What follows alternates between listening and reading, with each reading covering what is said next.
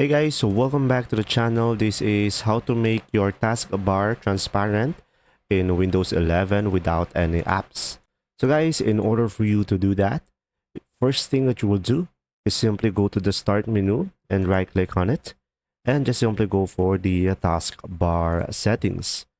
So now guys, from here, as you can see, when we go to the taskbar behaviors and the taskbar settings, currently there are no options to make the taskbar transparent, but some alternative solutions for you guys is turning on the automatically hide the taskbar feature of the Windows 11 in order for it to automatically hide.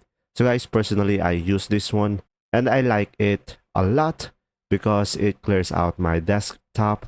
And now another option that you have is you could go back to the personalization over here, and now you could go for the colors, and the best option that you have is turning on the transparency effects. And as you can see, this will be the preview if it's turned off, and when you turn it on, it will be have a slight transparency effects.